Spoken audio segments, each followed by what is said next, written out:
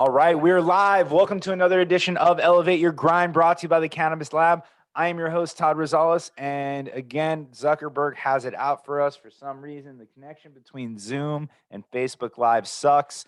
It happens to us 3, 4 episodes so far. We're going to have to look into some new technology, but then I'm going to have to mute myself because I can hear myself on the video recording. So thank you all for hanging in there with us. Robert's going to drop this into the Facebook group, so everyone's going to be able to check it out. But if you see it on Facebook, you want to check it on a different platform, go to youtube.com/elevate your grind. We're going to be live there. That's also where you're going to be able to find all of our episodes. And eventually, if you miss this episode in 2 weeks, it'll be on our YouTube page as well. We've got some great episodes coming up. Next week, we've got Steve D'Angelo. It's going to be a great episode. Beyond that, we've got a few people from New Jersey talking about the legalization effort up there and some other great guests. I'll get a list to you guys sooner than later. Join us on October 22nd. I'm going to be hosting our infused beverages panel. It's a panel I did for the Emerge Cannabis Conference. I'm really excited to get the band back together and do that one again. But I'm really excited for today's guest, right? So for the longest time, you guys have heard me bitch and moan about the Florida market and the fact that we only have 14 operating cannabis companies. There are 22 licenses and 14 operating companies, which put a huge delta with a bunch of people that had licenses, but didn't do anything with them. So finally, somebody got off their hindquarters. They got rid of the license and they gave it to somebody who we're very, very excited to have down here in Florida. Listen, we have our own ecosystem down here in Florida. It is purely a medical market. I think we've got like over 400,000 patients, but we're a medical market for sure, right? There are markets that are much more mature than ours. There are some really great things out there. And I knew that I was really excited about seeing this company when I randomly saw them on Instagram. Now, this is not a weed account or a cannabis account or anything else that I follow. I'm a huge fan of stand-up comedy. And I was on Sebastian Maniscalco's Instagram, and here it is with Sebastian talking about the pandemic, and he goes, "You know what's not recession proof? Pot." Now, what Sebastian was showing was a line around the corner for a dispensary in LA. Now, I don't know which location it is, but maybe our guest does, and it was a cookies dispensary. So if you can't figure it out by now, my guest today is the president of Cookies Retail, Daniel Firtel. So please join me and give him a very, very warm Florida welcome because we are excited to have him. Daniel, thank you for joining me today. Thank you for having me. Appreciate it. Absolutely, man. So nobody else could see you, but I could see you because, we're doing this interview here. I saw you smile when I mentioned Sebastian's Instagram. Did you happen to see that video as well too? I did. I had a family friend from New Jersey that is not in the pot industry send me that, and that's how I found out about it. But we circulated that around the company. It was pretty funny. I think he was making a comment about another retailer going out of biz, but not the cannabis company. So that was our Melrose store in LA, kind of on the border of West Hollywood. Yeah, the numbers that store does are incredible. I just read the Forbes article with Berner, and he said that store can do up to $450,000 in a day. Yeah, I'm pretty confident it's the number one dispensary in the world. I mean, I know it's a bold statement, but it's right up there with it. Those are insane numbers, man. I mean, there aren't too many other businesses that are doing $500,000 a day in a single location. At least not the ones, outside of Beverly Hills. So congratulations to you on that. I want to talk a little bit about Cookies coming to Florida, but I really want to learn more about you, right? You are fronting this effort. You're the one who you just told me you're in a hotel room, you're on the road, you're working for Cookies here. But if I looked at your history on LinkedIn, and you don't have a ton of articles and everything else out there, but you started as a music promoter and then got into real estate, and now you're in cannabis. So tell us a little bit about the journey. I want to talk about the music promotion because I feel like that comes full circle here. But how do you go from being, one of the biggest people in real estate in California into the cannabis industry? Yeah, I mean, I had a passion for music super early on. So when I was in college, I started a concert promotion company at University of Oregon. So I threw about 30 shows through college, and then the first year after college.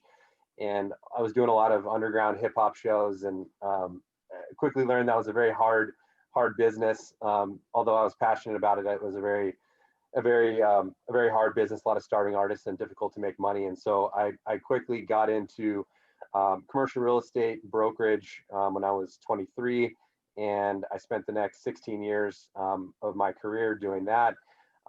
And I've always been a huge cannabis fan. I mean, anyone that knows me, it's always been a huge part of my life since very early on. And so, I've had my eyes on the cannabis industry just from afar, but really kind of fell into it. And about, I'd say 2 years ago, I started seeing what a lot of these companies were doing. And I noticed a void of my skill set in the cannabis industry, which ultimately was something I was super passionate about. So I was able to mix commercial real estate and retail, which I love, and cannabis, which I love. And I started an advisory firm that serviced the cannabis industry, that focused on green zone properties and helping brands expand into different states and to sell licenses. And I was working with a lot of public MSOs. And then through that, I had some people from my past sort of surface that were getting heavily invested in cookies, and offered me the opportunity to assist on the national retail rollout for cookies. And I pretty much said, that's my dream job. And I said yes on the spot. And 21 months later, we're humming. We're in 15 states with our products, and we're under development in about 10 different states with our stores, 4 different countries. So it's been a pretty magical ride. Dude, that's an incredible story, and the fact that you're able to chase your passion and bring it all full circle, and especially like you said, for a company like Cookies is absolutely incredible. Down here in Florida, some people may not be familiar with Cookies, but there are growers down here that have sought your genetics. They're legendary, right? It's some of the most famous strains that we see, and they're not the OG strains. A lot of them you guys kind of came up with yourself, right? Um, I was gonna say was there's when we first had the cannabis 1.0, right? There was a lot of multi-state operators that came out. They spent a lot of money and they were going for market share, and some of them are not making it. I always thought that there was going to be the second crop of operators that were going to stay in their lane, focus on what they do well in the markets in which they do it well. Clearly looking at, the stores that you guys have, your flagship stores, Burner said can do between 100 and 200,000 a day. Melrose does 450,000 a day. I mean, clearly you guys did something right in those markets and then decided to expand outward. That was the actual business model of the MSOs of the future, right? And not only are you guys a multi-state operator now, but I don't want to tell people where you are right now, but you guys are also going international now as well. And wherever you are now, and you're also opening up a retail location in Spain, or multiple, if I remember correctly. Yeah, so we opened up a lifestyle store because Cookies is a clothing brand as well. It's a separate entity, not made out of hemp. It's a streetwear brand that's resonated really strongly.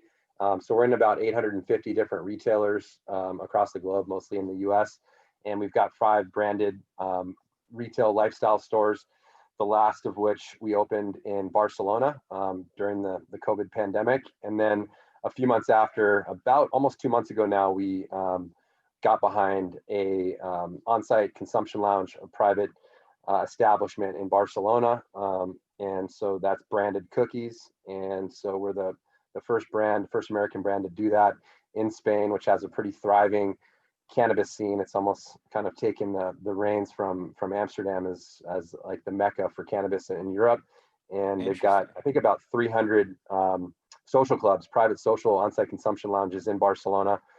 So we were super excited. It was a big brand move for us, and something that our founders are super passionate about, going to Spanibus year after year, and feel super fortunate to be able to bring the brand over there. Dude, the expansion plans are crazy because not only are you guys opening in state after state, but you're going after some of the biggest markets as well too.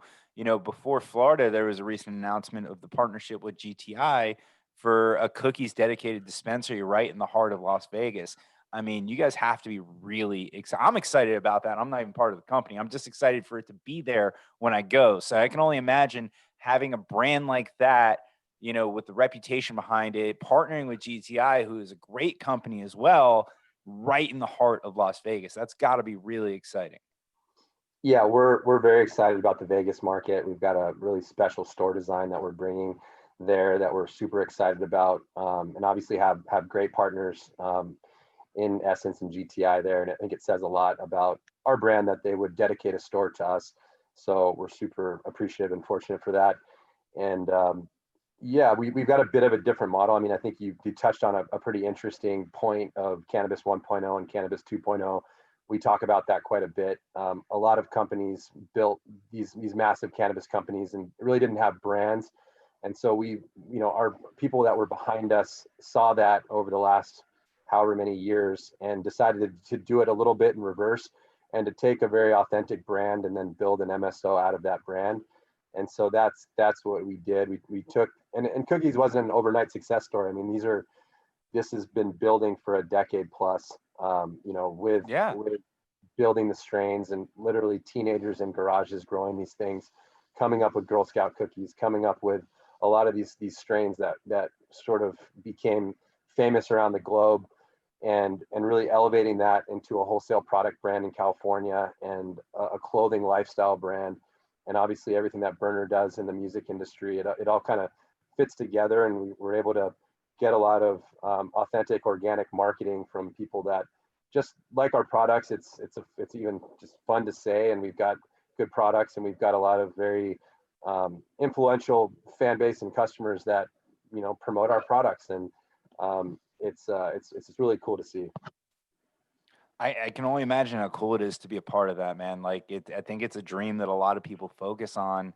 And I remember, I want to say 3 or 4 years ago, I was in San Francisco and a friend of mine is like, "Oh, you got to go out to this dispensary because they've got cookie strains." Like, and I remember wanting to go, and not a lot of people that I knew were aware of cookies at that point, right? And of course, I'm an East Coast guy, so not in LA, don't really know the scene there. But then all of a sudden, I fast forward, and even down here in Florida, when you guys made the announcement, the state was in a frenzy, right? So to go from 3 or 4 years ago, from my guy out in California who knew the market telling me where to go to pick it up, to now random people in Florida when we only have 400,000 plus registered patients, it's an incredible journey. But I want to talk about now the focus on Florida, right? Florida is a huge market. You only have 14, 15, 16 competitors at this point, but you are a very big name and brand recognition. However, traditionally, the outside world views you as a recreational product. Now, we don't need to get into the details of Florida. Let's be honest; it's more of a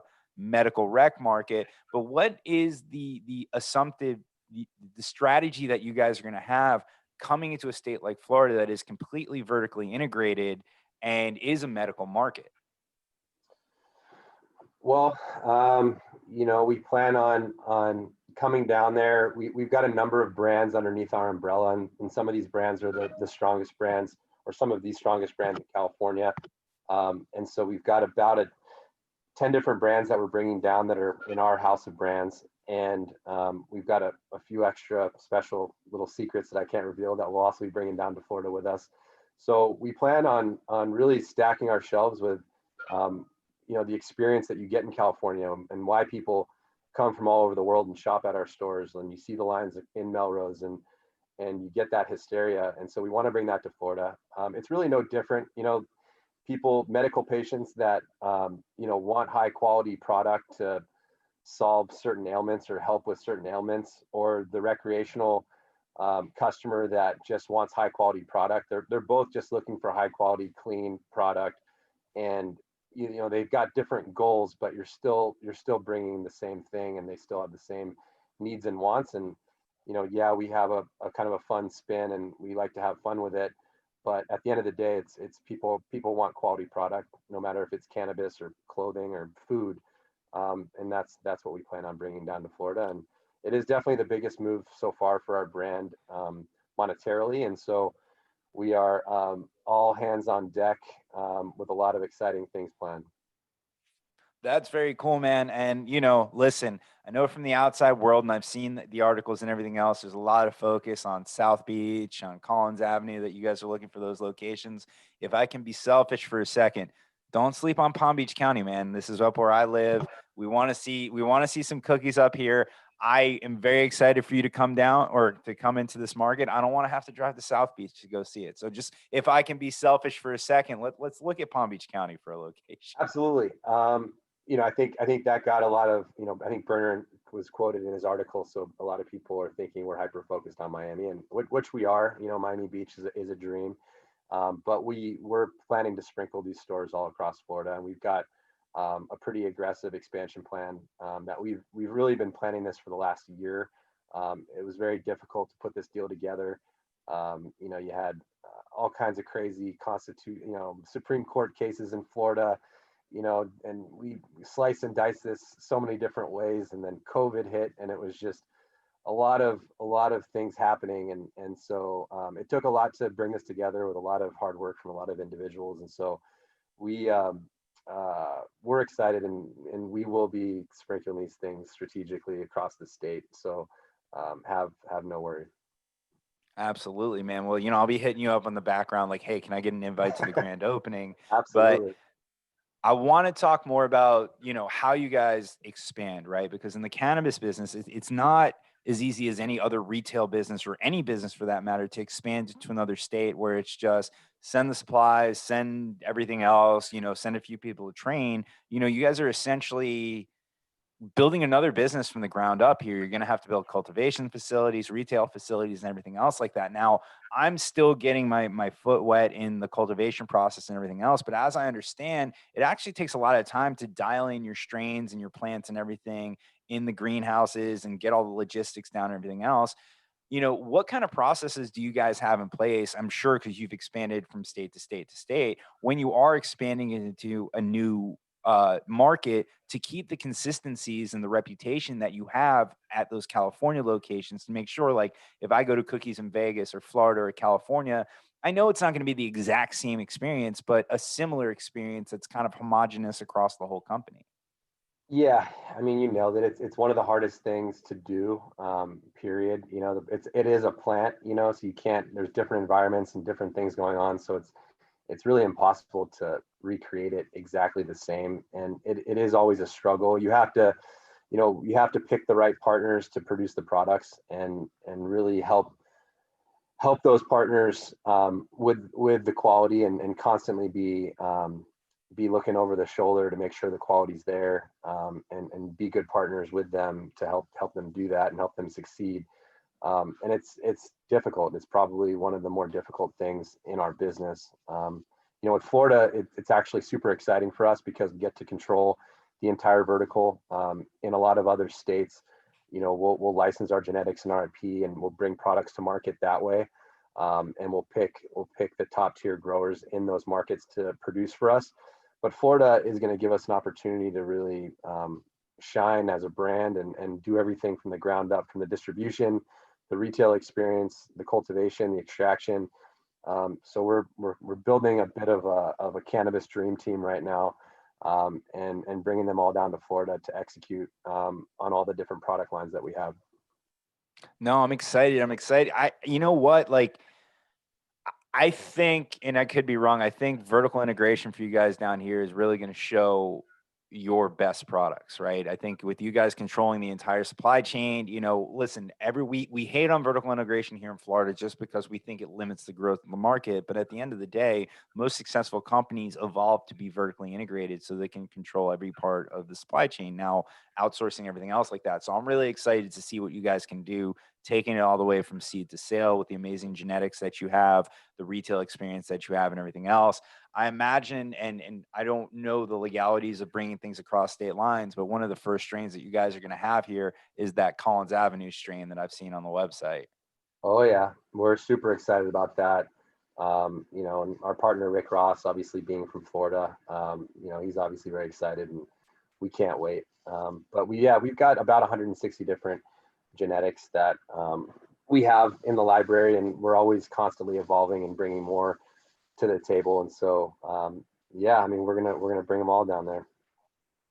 Dude, I can tell you, we are all super excited to have you down here. I mean, we have some great growers and great products down here, but to have someone, for us, this is the first time that there is an outside company coming into the state and joining our market. And I'm really excited to see what happens. When you guys were looking at the Florida market, was there a lot of R&D you did on the companies that were already here? Was there a lot of due diligence going on to make sure that this market was ready for you? Yes, I mean, we definitely look. We did a deep dive on the market in general. We did look at the competition down there and the other people that were operating in the state, but we're pretty focused on what we're doing, and so we're confident. I mean, we know the numbers are there. We know people like to buy cannabis in every single state, and with 400,000 plus patients, the market is there, and so we saw it as an opportunity to bring something different and exciting. And whenever we're posting of, hey, where should we open next, I mean, we get flooded with Florida, and so it was a pretty easy decision to enter the Florida market. It was more so just really difficult to put the whole deal together, and like I said, with everything that happened this past year, closing a transaction like that was really tough. And so we're just excited to come down there, and yeah, we can't wait. Oh, I'm sure, man. And the crazy thing is all the success that you guys are seeing among a global pandemic, right? I mean, let's not hide the fact that we're still 7 months into this thing. You guys have shown some great look. I mean, the Vegas location, the Harvard Square location, Florida as a state. I mean, these are all landmark locations that you guys are dominating. How has this pandemic, although cannabis has been deemed essential, and I know medical went first, and I think rec is, you guys obviously from Sebastian's Instagram we can tell that recreational is essential as well. How has the pandemic affected your business? I'm sure from a retail standpoint it's good because people need their medicine, they need their product, but from an expansion standpoint, has that hindered the growth of cookies, just from either not being able to travel or just people not moving as fast because of the pandemic? Um, yeah, I mean, I think cannabis sales in general, no matter who you are, have seen a rise during the pandemic, and we're the same. I mean, we have seen increased sales. Luckily we had a big enough pipeline. I mean, I my team and myself, I cut off travel for 5 months, and I was on the road the first 2 months of the year, almost, I mean, almost every day. I think I slept in my bed about 5 days the first, until the pandemic hit. And I was actually in Barcelona for Spanibus when the pandemic hit, and they canceled it Oh the day man. before, and I had to fly. So everyone was 50,000 people were scurrying home to try and figure out how to get out of Barcelona. So that was fun. But um, not being able to travel was difficult, but I mean, luckily, when it comes to the retail locations, a lot of the markets that we were focused on, we've had multiple trips there, driving the markets and doing the recon, and so we didn't necessarily have to go visit the sites. I opened travel back up, I think about 3 months ago, and so I've been hitting it pretty hard, and my team has been hitting it pretty hard, and so we haven't really taken the foot off the gas. I mean, we've got a lot of people working around the clock to roll these stores out. We started the year with two, and we've now got 18 different locations. We started rolling our lemonade brand out, so we've got 3 lemonade stores now, and we're rolling that brand out nationwide as well. And I think that brand will definitely start getting a lot more notoriety. Right now everyone And knows cookies and sorry, go ahead. so lemonade is a more of a sativa focused store, if I read that correctly. That's really intriguing. Yeah, so lemonade is a wholesale brand, a product brand that we've had in California for a while, and Washington as well. Washington's had lemonade for a long time as well, and it is our sativa based strains. And so we created a retail concept from those strains, the same way that cookies was created out of the cookie strains, and had a retail concept created around different strains. And we've done that with lemonade. Initially, in certain markets, we were just going to have a sativa-based menu at those stores. But the first three that we've opened, we've got similar menus as our cookie stores, and we've got indicas and hybrids, and it's not just a sativa-based menu. It's a little bit, it looks way different. It's got a lot of yellows and oranges and blacks and just different colors, different feel. Um, but it's got some crossover. In certain markets we'll have different types of menus at that store, but it's another way for us to bring something fun and exciting, and in a market where we don't want to oversaturate, the cookies brand we're able to bring lemonade to, and kind of get more coverage in a given market without watering down our brand. Very cool, man. Well, I've asked you, from the Florida standpoint, a couple questions just about joining our market, and it's a big market, but a small community here. What's the most exciting thing for you guys or the team in general for approaching this market and being a part of Florida? Because, like I said, we're excited to have you, and we want to hear from you. I'm sorry, what was the question? What are you guys most excited about joining the Florida market? I mean, I've asked you about I'm one of the people coming in telling you about our market, but you guys are the one who made the decision. I want to hear So, from you. I mean, it's an easy one. I mean, it's the third largest state by population. Pre-COVID, you guys get 110 million tourists a year. You got the flash of Miami, and you've got other parts of the state that are vastly different. So it's very diverse. I do think, rec obviously didn't get approved this go around, but I think there's a decent chance that 2022 it does go through, and maybe it's 2024. But once rec does hit, Florida is probably gonna be the second or third biggest market. If Texas I ever agree. gets their act together, and behind California. And so it was a really easy decision. And the fact that you now can open up unlimited stores, and cultivate unlimited products under one license, it's a lot less brain damage. It was a lot of brain damage getting it done, but after you get it done, it's kind of like all systems go, whatever you want to do under that one license. And so you're not having to go and apply and entitle and do different things. You've got the That's not good.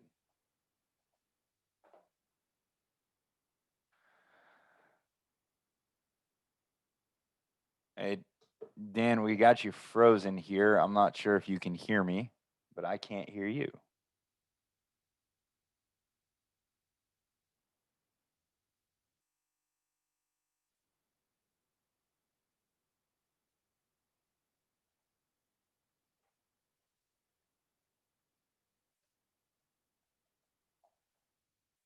Hey, folks, we're having some more technical difficulties here. We're going to wait a second to get Daniel back.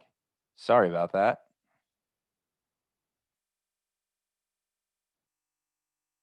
So he just popped out. He'll join back again. I hope you guys have been enjoying this interview. I know, this is a little bit different from everything else that we do, but we're excited to have cookies down here in Florida.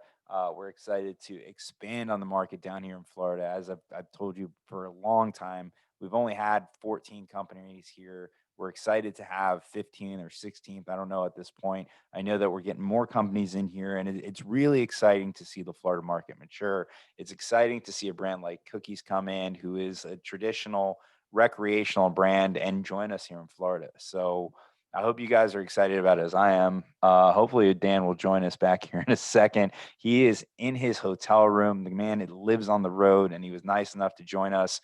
I know he had some technical difficulties with his laptop before. Maybe he'll go ahead and join us on his phone. So just give us a second to get going again here.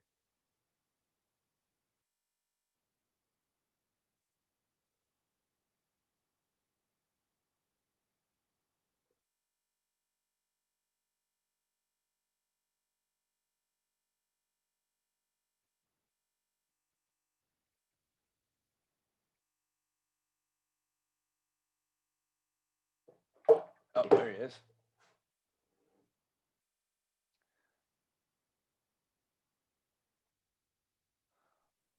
All right, welcome back, man. You had me dancing around trying to entertain everybody while you were Yeah, gone.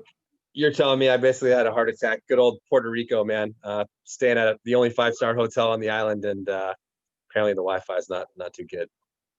No worries, man. Well, like I said, we're really excited to have you. I know that you guys are excited about Florida. I don't want to hold you up with those Wi-Fi issues anymore, but before we end up letting you go, what you guys are expanding like crazy. You're getting some landmark locations. You're going international. You're in 15 states at least in this country. What's the goal for this year and beyond? What are you most excited about for your cookies journey in the future? Um, there's a lot of, it's just endless potential. It's such a branding in cannabis is such a new thing, and we're not even federally legal yet. Every state's not even legal yet. All these countries are opening up. So it's honestly overwhelming. It keeps me up at night just because there's so many new markets coming online and there's so much that you can do. And, it's all about just keeping hyper focused and staying in your lane and just doing your part, as a small piece of a big puzzle. Um, and just going out there and doing everything you can to expand the brand the best way possible. And by the way, I'm good on the internet now because I'm not using Wi-Fi. I'm using my phone, so we're okay. No worries, man. No, dude, listen, like I said, we're excited to have you in Florida. And so is there an ETA on how long till you guys are able to open your doors? I know that's probably a very loaded question on my part. Yeah, we obviously being the market being vertical, we can't get wholesale products. So we've got to build out our cultivation. We've got to get our products to shelves, but we've got retail locations in the hopper. And so as soon as we have product that's ready to deliver to those stores, we will be good to go. And so, it's anyone's best guess. There's a lot of different variables, but I would say, on the shortest time frame, we're probably 9 months, and the longest time frame, we're probably, 15 months. All right. Well, I will sit here and wait patiently. Hopefully, I'll get out to the West Coast so I can sample some stuff before that happens, man. But we would love for you to check in with us as things progress, as you have the cultivation up, stores start opening. We'd love to have you back and just give us updates on what's going on. Yeah, and please let me know when you come out to California. We'd love to host you at one of our stores. Absolutely, man. Well, I really appreciate you doing the show. I know this has not been the best environment on my side or your side with the technical difficulties, Yeah, but that's another reason why we're going to have you back on. We got I to do this appreciate that. again. Next time you make it to Florida, we'll do it in person, and we'd love to have you to one of our cannabis lab events as well. I would love that. And we'll be spending a lot of time in Florida. We've got a number of team members that are moving down to the state, so we're becoming Floridians. Very well. We welcome you with open arms. We're excited to have you. And before we let you go, let's get all the promotions out there. Any of the social media, the websites, or anything else that you would like to promote. Yeah, I mean, we've got Cookies Enterprises on Instagram. We've got Cookies Retail on Instagram. All of our individual stores have their own Instagram, and of course, Burner 415 is Burner's Instagram. And so I think those channels, and you'll pretty much get a good flavor. Cookiescalifornia.com is our website, and we also have cookies.co. Awesome. Well, thank you so much for your time. And thank you, everybody at home. This has been another episode of Elevate Your Grind. We'll have Daniel back and we'll check in with him as things progress. We're all sitting here patiently waiting, and we'll see you all next